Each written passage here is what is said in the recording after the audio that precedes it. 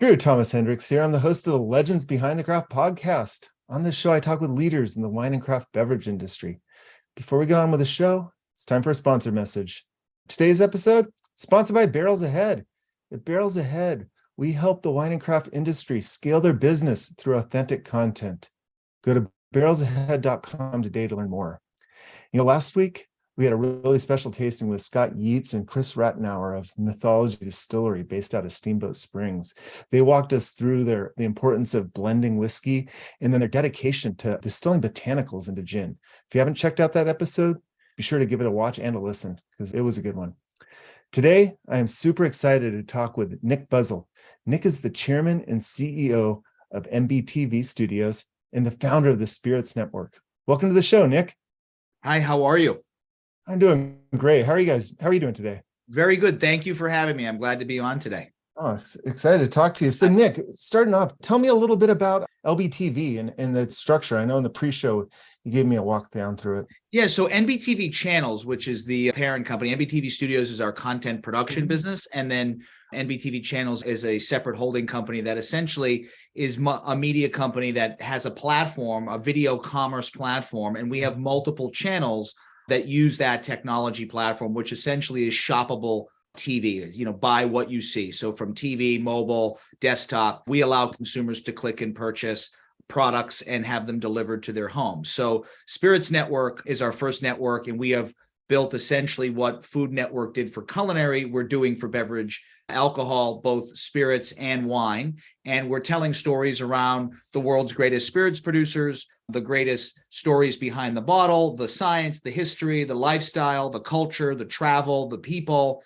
and the community, and really leveraging the need in the market that has not really been filled by a video forward site that is essentially, free to watch. You go to spiritsnetwork.com, you sign up, you can access it on Apple TV, Apple iOS, Android. So we've been called kind of QVC meets LVMH or QVC meets Netflix, right? In terms of our storytelling, content making, and focusing on the enthusiast audiences of the spirits community. And we also learned a lot by data. And one of the data points that we had in our current audience in Spirits Network was that a lot of them like to play golf. And so we decided to take that data and use it to our advantage and say, let's launch a network around golf. So we launch our second channel, Golf Nation, which essentially is lifestyle and entertainment for the world of golf, and food and beverage go hand in hand with that as well. And so we launched that. We have a sneak peek coming up in December of this year, and then a full launch early next year across the same platforms. And so think of us like a destination for the best of, the curated destination of each of these categories. And we're working with celebrities and we're working with influencers and experts to bring these stories to life. And in spirits, I happen to be a spirits enthusiast, so it felt like a natural place to start. But as I'm sure everybody knows who listens, the spirits industry is growing very quickly. There's a tremendous amount of opportunity in categories like, bourbon and tequila, and also mezcal and other categories of agave, and even, American whiskey and world whiskey, but wine and local wine producers and people who are essentially creating, farm to glass type products. It's amazing how many people on the consuming side are looking for this stuff and not only want to know about it, they want to try it. So with Spirits Network, we allow consumers to do that: watch, buy, and taste. Oh, that's fantastic. And I like what you were talking about there on that storytelling. And it's a channel that I think that this wine and spirits industry, it's always been solid. Storytelling is something we talk about all the time. In visual storytelling, we see a lot of it in social, but you're bringing it to another level, almost beyond a YouTube where people can do it. Talk to me about visual storytelling for a minute. So visual storytelling, I've been a TV and filmmaker my entire career over the last 20 years. I started in television, working at, MTV and for David Letterman and at NBC Universal, and launched a lot of different shows, and then started my own company around content production in 2008 called NBTC Studios. And that's really the production arm. So I've been a producer of physical content for a long time and have produced over 700 projects across, everything from consumer packaged goods to automotive, big clients like, Marriott, Walmart, Coca-Cola, IBM. And one thing that was consistent across the board was that everybody wanted to tell a story and they also wanted to sell a product. And so we decided to solve that problem with our own technology, which is, essentially stories to tell and products to sell. But the key is the combination, because I think there are plenty of marketplaces where consumers can get and buy products and services, whether it be Amazon, the everything store, or it be something more specific like a Drizzly, where you're going to purchase a particular spirit product. But what differentiates a product and what differentiates the consumer's choice is a story that somebody goes, okay, here is, why I'm better, or why I'm different, or why my product is unique and special, right? And I think when you think about how content is consumed today, consumers are on TV more and more, and they are on streaming TV devices like smart TVs, connected TVs, OTT, which stands for over the top, is a very kind of old school term because it's over the top of the television. It's like over the top of the cable box. The general thinking is that the modern consumer would understand that, but connected TV, I think, is a better way to put it.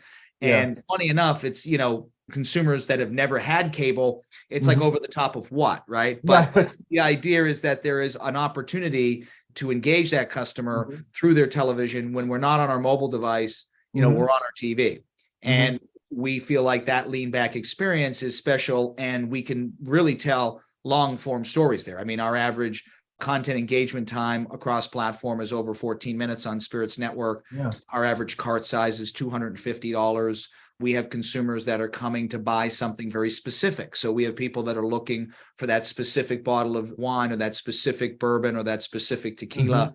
But then we also have people coming to explore and discover. And when you think about exploration and discovery, the travel, the science, the history, all the stuff that makes the product unique, and then you add the people, which are really the people that make these great products. Now you have a real, you have a character, right? And then you also have a location and a setting. So we're producing content all across the world, Scotland, Mexico, Kentucky, but we're also producing content right in our backyard. We are working with smaller winemakers and distillers, and we are working with people who have a real differentiated product. And in some cases, they may be a producer in a market or a community that has never had one there before. And kind of what that does and the story behind it. And so a lot of what we're excited about is unlocking more of these stories, getting more of them out to the market, telling the world what's happening in the fine world of spirits. And the community behind it, is so special. And then you've got the collectors, and then you've got the enthusiasts, and then you've got the mixologists and the cocktail makers. And we're doing a lot more cocktail content making. We have a show on our network called Cocktail History, which basically gives you the history of cocktails in a kind of a fun comedic way. We have shows called Whiskey Wednesday, which are essentially a tasting types format with one of our spirits experts, Flavian Deceblin, who is one of the world's greatest taste buds in the space. He owns the Brandy Library in Tribeca, and he's a frequent judge in San Francisco and on other competitions. And so we have also partnerships with, Cardi B and Whip Shots, where, we're telling the story of her getting into the spirits business, and she's making cocktails with Rob Floyd, who is also a great talent of ours, who is the beverage director for Princess Cruises, but also is on Bar Rescue with John Taffer. And so, when you think about the characters, it's like there's these big personalities, there's these celebrity and influencer level, and then there's also the characters and the people behind the product and the people that go and make it, Sure. So, I mean, there's an incredible network that you just described. It's so processing all that. That's amazing. To a craft distillery, I mean, just get into the nuts and bolts of this. Let's just take a craft distillery that's trying to get the word out. How do they go about getting onto your network, and what's the process like?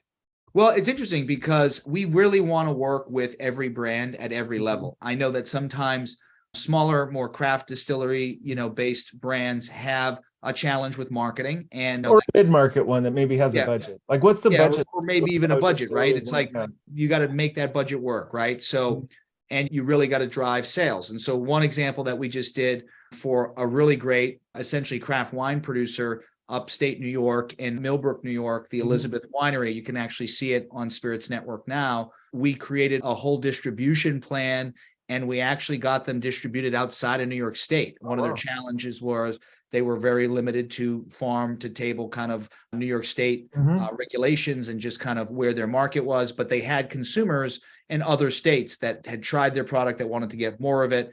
And so their conundrum was kind of, how do we do this as a small brand?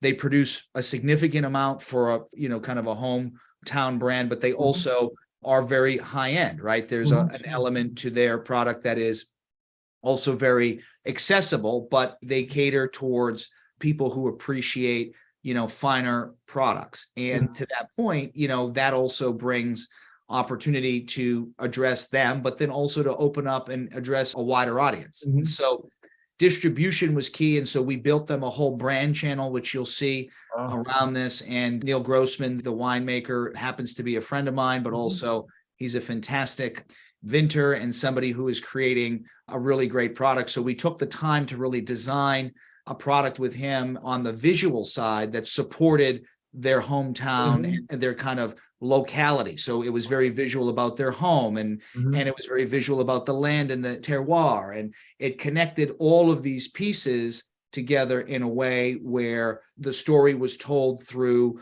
the native aspect, that it's all homegrown and locally grown by this amazing family. Mindy and Neil are well known in the community. They're well known in industry, but a lot of consumers didn't know that they made wine, and a lot of their friends didn't know they made wine. And then when they tried it, they go, "This is amazing, and I want to buy and try more. How do I do that in Florida?" Right? So we made that possible, and then we brought video storytelling around that as well. And we'll be releasing a video pretty soon on the kind of behind the scenes of what it's like there. It's a beautiful piece of property. It's well kept. It's incredible that they're making this kind of product using all local products and all local, locally grown grapes.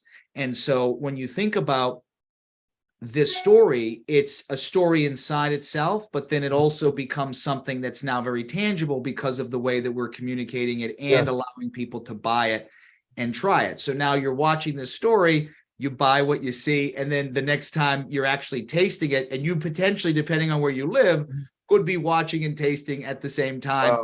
In the same day, or you could get it the next day and do the same thing. So now, to use the words or the example of Willy Wonka, when you saw Tasty TV where he pulled the chocolate part of the TV, this is about as close as we've become in beverage alcohol. So now, how does that work? I just want to do more of that. Like, I want to do that all day, more stories, more connections like that, right? I love the immediate feedback that you get, but you captivate the audience and you give them a chance to buy. Whereas oftentimes you're sending this message out, hoping it resonates, and then waiting. Right. Somebody going to buy? Is somebody going to buy? And you're checking the analytics. But here you get that kind of instant gratification, that dopamine hit that someone's made a purchase. Walk me and our listeners through how this. So I'm on my Apple TV. I'm watching Spirits Network. I'm watching this winery little video. How do I make that purchase? So in the video, you're able to click and purchase it right in the lower left-hand corner. A buy bar comes up and the person can click the little lightning bolt, which is the quick buy button, or they can click add to cart, which allows them to add multiple items to the cart. And essentially they're given the product right away. So if you depending on where it's coming from, could be same day. And in most cases, it's 1 to 3 day shipping. And you get the ability to kind of have that product instantly. And so you can bring that buy bar up and down. There's a little plus or minus symbol on the right-hand corner that allows you to bring it up. And then we trigger it throughout the programming. So if you see somebody pouring a glass of wine, we trigger it so that you can make that purchase, right? And you don't have to. And the nice part is that it's very non-obtrusive. So if you're not ready to purchase, you don't feel like you're getting a big interruptive ad.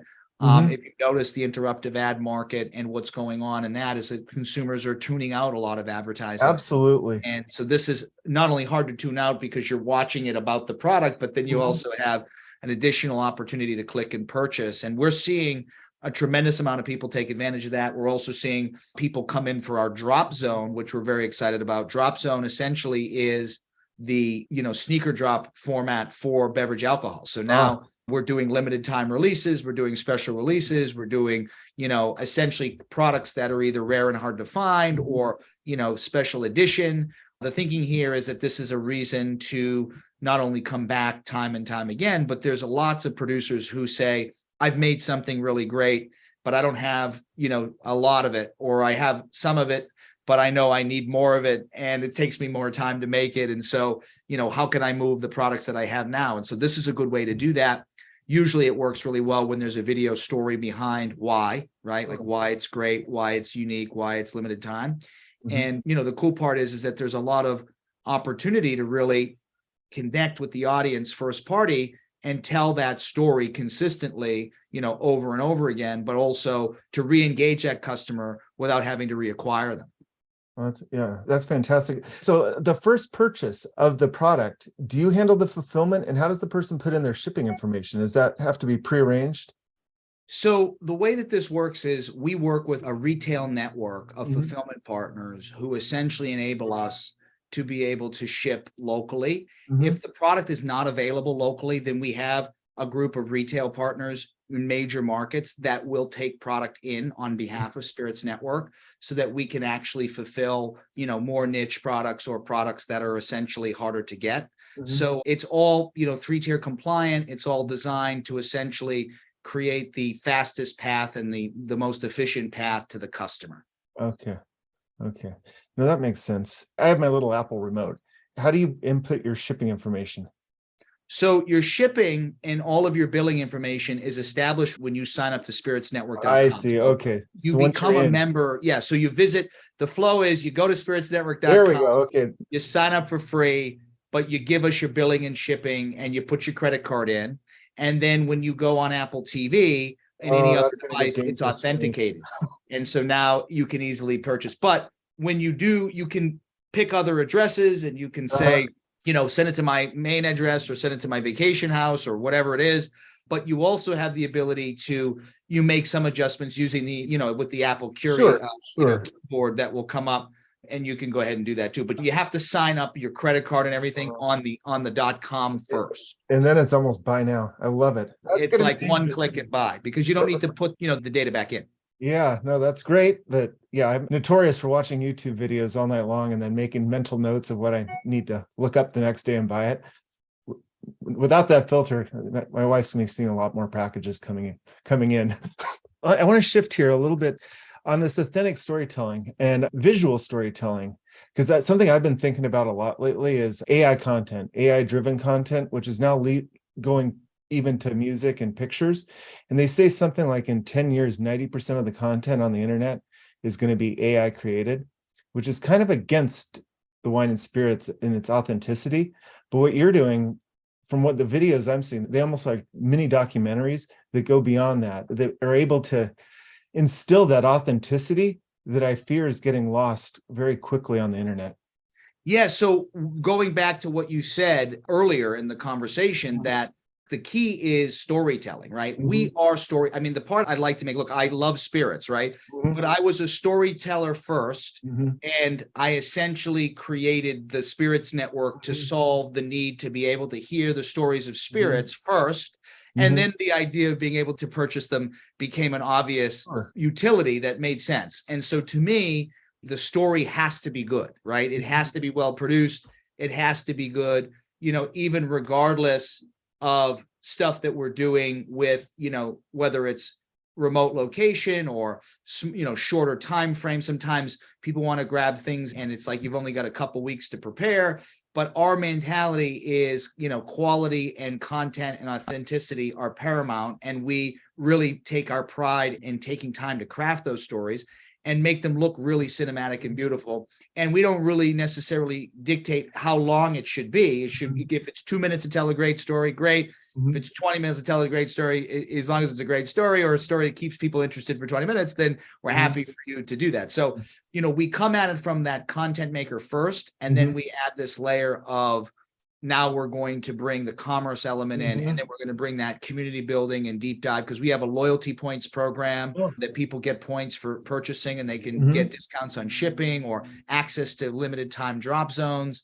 We're doing some interesting stuff around NFTs, which is, again, more utility driven. But we're forward thinking in the fact that this spirits experience is very much like a virtual tasting experience, is very much like a virtual community that can come together with physical products. So bringing that virtual and physical together is is the beauty of this, but the authenticity of the story. I always tell our clients, big or small brands, because we do work with, a lot of the large holding companies and a lot of the bigger, kind of consumer brand, companies.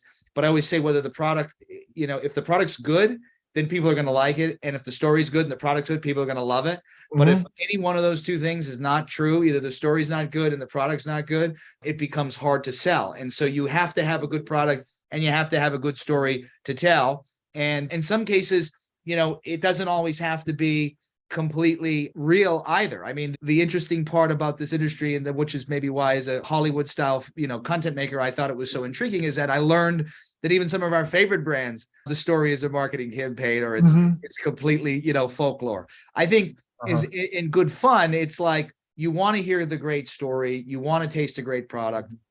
And if you can do that at sitting back in your living room, our whole saying is sit back and relax, right? You do that in your living room. You can do that on the go, and you can meet other people that are like you and want to do that as well. And that community aspect, we're going to be launching more features around that to help kind of galvanize the team, the groups of people that really get excited about this stuff. You brought up a really, really good point. And too often authenticity is confused with like reality and true story, but there's no reason why you cannot have a nice, authentic, well-created, well-crafted folklore that people can buy into and believe, and then that becomes reality. That's right. I really love that part of what you just said there. What other advice that could you give, a winery or craft distillery advice on creating that sort of a story that resonates, a story that people are actually going to listen to? Well, the key here is really being able to think about brand building early in the process, and being a brand builder and a storyteller go hand in hand. I think oftentimes people get, their product, excited, just like me, when I create something, you get really excited about your own product. Sometimes you have to take a step back and say, okay, how do I market and communicate this to other people? How do I make sure that I stand out in the market? There's a lot of noise out there. There's a lot of stuff to distract us every day. How do I make sure someone knows who I am and tries what I'm, building or producing? And so the idea here is you got to build a brand. And what I oftentimes hear sometimes with new brands, even celebrity brands. I mean, I'm sure you see every day or every other day, there's a new celebrity brand coming in. I think the excitement, especially in the tequila mezcal category. I was going to say the excitement is the lowest barrier of entry. Right. Low barrier to entry. And people say, in some cases, I love gin, so I'm going to launch a gin, or I love tequila, I'm going to launch a tequila. In other cases, it's just an endorsement deal. And, if the aviation gin story, that was a different product and it didn't have Ryan Reynolds involved. And then when it got all those two things came together, it became aviation gin, right? And part of the key to this is knowing where brand building and storytelling can really help take something that might be, not labeled or not told in the right way, harder to sell. So I would say focus on brand building, focus on storytelling, focus on building out, the experience that consumers have with your brand in a digital format. Like, is it video? Is it great websites? Is it great social posting? Is it timely and relevant? Is it authentic? Does it have a path to purchase? Is there a call to action? Is there something that brings the consumer to you? But for brand building, at what stage of a brand should they start looking towards Spirits Network or that sort of OTT like production value in their journey? Yeah, I think the key is there's twofold. One, I mean, obviously there is a cost to this. It is not the cheapest form of marketing out there, right? But it's not the most expensive. The one thing in general terms, what are we looking at? I mean, we've done projects for $25,000 and we've done projects for $2.5 million, right? So, and everything in between, right? I think that's kind of our sweet spot, is kind of at that $25K level. And I know there are some people probably listening to this and being like, $25,000, that's my marketing budget for the whole year. And then there might be some people who'll be like, oh, $25,000, it's not so bad. It just depends on, your point of view, but you do have to invest, right? You have to invest in your brand. You have to invest in brand building. You have to invest in building assets. What we try to explain to clients We've had clients that have spent hundreds of thousands of dollars with us and made all these assets that have evergreen capability that they can reuse and repurpose across Instagram and across YouTube and on their website. And it's not just an ad, and it's timeless, Hundreds right? of pieces of micro content. Exactly. And then we've had people say, I want to do a product launch with you, right? We're very good at product launches where it's, let's tell a story and do a drop zone and bring people in to let them buy now kind of thing, right? And so the first step is you got to have a budget, right? The second step is you got to have a story. And if you don't know what your story is, we can help you with that too. We actually have a lot of formats that you can plug into, like Cocktail History and others that we're working on, that are really kind of franchise type shows. And we can do custom content, and we can create something just around you. We have a couple of really good documentaries coming out with partners of ours in December that I think your audience will enjoy because they're deep dives into these particular worlds and categories. One of our best performing shows on the network is The History of the Martini, which is a really well-produced documentary. We didn't produce it. We actually licensed it. So we license content as well as produce. And we've kept it on the network, and it gets a lot of views and a lot of attention. But going back to the point is really, being able to find a starting place, but the distribution is the key, right? If you need distribution, in some ways we can help you. As everybody knows, the distribution side of this business is complex. But if you have multi-state distribution, you're in 4 states, 3 states, 10 states, that's enough to get started. It's the 1 state distribution that's a little more challenging. 2 states a little more challenging. But if you can get a couple more than that and you have the ability to ship, it becomes very exciting because then, we've seen a lot of really great sales metrics and data come from brands that, like you said, the instant gratification. I know my advertising is working. People are buying my product. Yeah. Talking about that instant gratification and the data, what's the average ROI people can expect on something like that? What sort of expectations do you It varies. I mean, we can't guarantee bottle sales, right? We're not at that place yet. But what we do is part of our overall measurement and metrics guarantee to our advertising clients is we give them views, we give them impression guarantees, we give them some estimate of what bottle sales could look like, and then we rinse and repeat. We want to be successful, right? Like we can show you to 2 million people, but we can't guarantee that anybody's going to buy anything. But then they can take those 2 million impressions and then base that on the 2 million impressions that they had in another advertising channel and get a comparative ROI from there. That's right. That's right. No, that's very good. So they have all those metrics. You mentioned that like distribution only in any states. And I have to say OTT streaming is not anything I know a whole lot about. Do you have the ability to channel the shows to just those states or just those areas that people can buy your merchandise? From a geo-targeting standpoint, we have some capabilities on that. And we have done limited time offerings, and we have done things where, it's only available in 3 or 4 states. But in bar and wide, you have the ability to watch this on any device, anywhere. It's just the decision of, can I purchase it or not, right? If I can purchase it, that's where we see the best results. But if I can't, I can still watch the content. I can still learn about it. So we've done. Would they see the buy now button pop up if they can't purchase it? Yeah, it would just say it's not available in their area, right? Okay, so, or they might want to ship it to someplace that it is available, so you'd still want to show it to them. Correct. So the general thinking is it's available, but you may get an out of area, type of message like can't ship to your area or not available. And that's not the best customer experience, but it's still a way to get your story out there. And then when you are available and you do have product in those markets, we can retarget those people and we can send them emails and say the product's now available in your area. Oh, that's fantastic. I mean, true multi-channel media, not just streaming. Yes. What you're offering. So I'm going to ask you to look into the future here and all your knowledge of the streaming industry and production. Where do you see this medium going in the next 5 years? Like, where are you guys looking towards? I mean, I think we're really at the beginning of a huge opportunity. If you look at the data in who's purchasing alcohol online today versus the general consuming population, legal consumer population, the numbers are huge. The growth is huge. The opportunity is there. I think if you see the change happening in media that you see today, I don't think we're going to be anywhere where we are now 5 years from now. 3 years, probably still kind of ferreting out some of this, but the idea of ad tiers and streaming for free with commercials and paying for things. And I just think that will continue to erode. My view is that we will be in a brand supported or a loyalty network supported economy at some point where my media will be essentially subsidized by the advertisers, but directly, right? So, have an American Express and I shop at Whole Foods and, I buy my fuel from mobile. All those 3 loyalty points will give me access to ESPN and Hulu and Spirits Network and Golf Nation and all the great apps out there. And I won't have to pay for any of them as long as I keep shopping and buying products that they make with their services, right? So I see that to be the future or some iteration of it. I mean, I wouldn't have imagined in some ways it would take this long to get here. It is 2022. And even though it feels like we've made huge strides, there's a lot in the media business, the legacy media business that just needs to change, especially because consumers are not watching advertising. I can't say that enough. I used to produce commercials. Like I would produce 30-second spots. We did a Coke Zero commercial for Kevin Hart.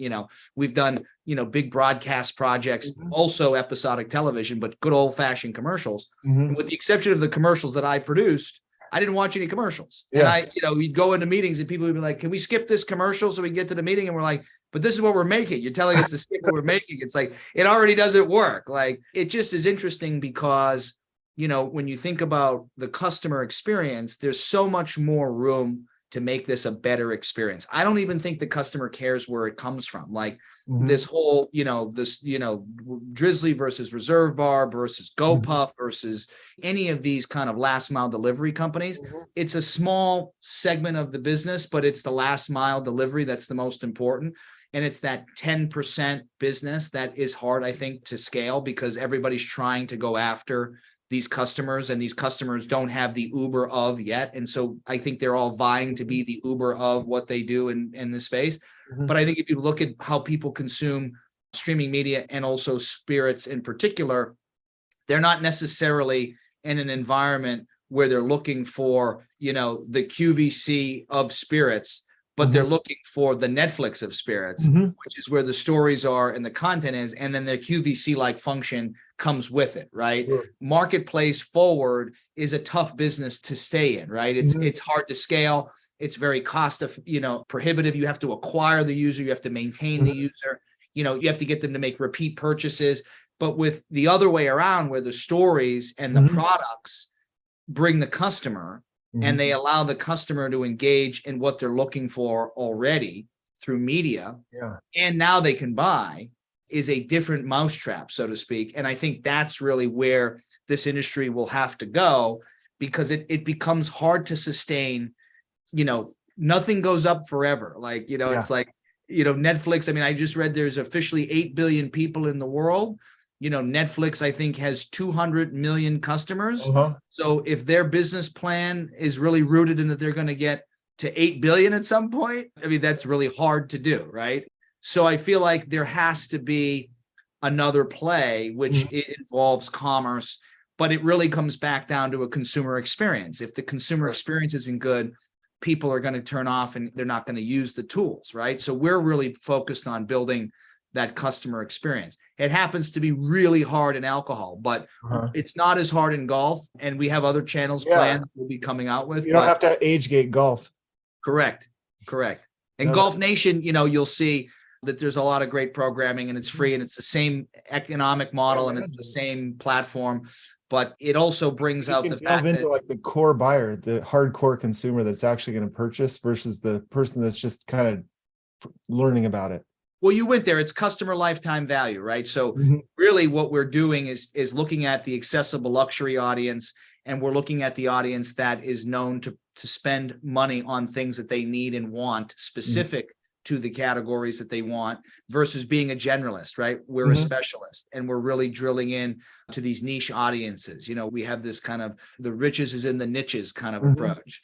So how do you grow this network? I mean, if someone knows about I know the brands can say, hey, watch us on the Spirit Network, but then they already know about the brand. So it's a little chicken and the egg. How did you go about growing Spirit's network? Well, we're acquiring customers every day. We're spending money to buy and acquire users, and we're creating content that is hopefully bringing more users to the network every day. We're working with brands, but we're also working with storytellers, and we're working with talent that brings an audience. We have Fred Minnick on the network. We have Peggy No Stevens. We have some really great Samara Davis. We have a bunch of folks who really represent category expertise. Ivy Mix, Rob Floyd, as I mentioned. So the talent, helps, right? Cardi B telling everybody about whip shots and us being the store that powers that is very helpful. So we're using paid, earned, and owned media traffic drivers to bring people in.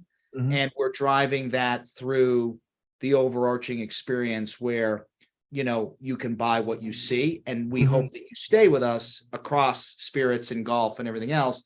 Sure. And so as you think about acquiring customers, if you like spirits, you like golf. And if you like golf, you don't have to like golf, but there's commonality, right? And then if you happen to like golf, you might have a pet and you might drive a nice car, or you might be into traveling, or you might be into, whatever. And so the idea is that we use the data to analyze where it makes sense to launch new categories, right? And where it makes sense to launch new verticals. And the collection of these bring us an audience that we can see and understand better of what they want and then provide them. Yeah. So the end goal is you want somebody to go in the App Store, download the Spirit Network app so it shows up on their Apple TV. That's right. Yep. But then before that, do you start with like a YouTube mobile app too? I mean, you can download it in the App Store. To me, it's like whether you want to go to .com all the time or you want to watch it on, I love watching it on a big 60-inch, flat screen with a great spirit in hand and just, unplug. But it depends how you want to watch it. But the idea is whether you watch it, whether you're on a plane or you're at home or you're just looking for something on the fly, that it's a tool and a resource for you to really expand your palette, to grow your own knowledge base in the category and to try and explore and discover, right? I don't know about you. The last time I tried to watch a Netflix movie, it took me 45 minutes to pick something. And then once I found that they have the worst UI. I don't understand. The acting and the music was so bad that I was like, I can't. And then I ended up putting Spirits Network on and just watching my own day's work, essentially. Oh, that's fun. Now, as we're kind of wrapping down here, what advice would you give someone that's maybe just graduating and wanting to get into this new kind of visual-based storytelling, OTT streaming, just basically getting into the industry? Yeah, there's a question, how do you get in the industry? Yeah, well, no, what advice would you give to someone that wants to kind of make the leap into your industry versus maybe traditional marketing? I would say don't. No, I'm just kidding. Look, it's a tough business, but it's a beautiful business if you love it and if you really are passionate about it. And there's never a dull moment, and there's always fun stuff to do, and there's always great stories to tell. And even when times are good, people want to tell and make content, and when times are bad, people want to tell and make, tell stories and make content. And same thing with spirits. It's somewhat recession proof in the sense that people are still consuming and doing. Maybe they're not splurging, but they're still consuming and doing. But entertainment space is changing. And if you're a progressive thinker and you're innovative, then you should go into tech. If you're willing to play the old game and the old game is making people a lot of money, you should go into television, right? But that's why I'm so passionate about what we're doing, because I see an intersection, right? I see the ability to be smart and to be creative at the same time, right? So it's like the ability to do both is really exciting to me, at least for now. It truly is. This has been a fascinating conversation, Nick. Where can people find out more about you, NBTV, and the Spirits Network? You can go to spiritsnetwork.com, sign up. It's free. Tell your friends, watch some great content. We have over 300 hours of programming on there. There's something for everybody. And golfnation.com is another great destination. There's more coming right now. There's a splash page up, but there's going to be a lot more coming there. Free to join again, and also available in the app stores next year. And then also go to nbtvinc.com, which is our corporate site that talks a lot about us and shows more about what we're doing at a company level, and really just getting excited about, connecting with people. You can connect me if listeners are saying, how do I talk to Nick and his team? We have a great team. Look, it takes a village. I'm very proud of the people that work for us, and we've got some amazing partners. My dad is actually the CTO. My dad built the software technology. So my dad is a really smart guy and very creative, Mike Buzzell. And then I have great partners, including David Nichols, who's the president of Spirits Network. And David, and it comes from K-Swiss, where he built that into a global brand and has got a great sense about him, but also loves spirits and loves, to craft spirits. And he actually is involved in Kings County Distillery in Brooklyn. So he has a lot going on with that. But it's exciting because, we have a great team. and we're building and we're growing as fast as the world will let us. And, we're excited to work with good people. We're excited to tell great stories. We can figure something out. If you're a small brand listening to this and saying, I love this, I just don't have $25,000, it's okay. Call us, figure it out. We'll come up with a plan. But if you are a big brand listening and you have money, you should spend it with us. Absolutely. Well, Nick, thank you so much for joining us today. Great. Thank you. Thanks for having me. I appreciate it. Thanks. Have a great day. Thanks, Drew. Thanks for listening to the Legends Behind the Craft podcast. We'll see you again next time, and be sure to click subscribe to get future episodes.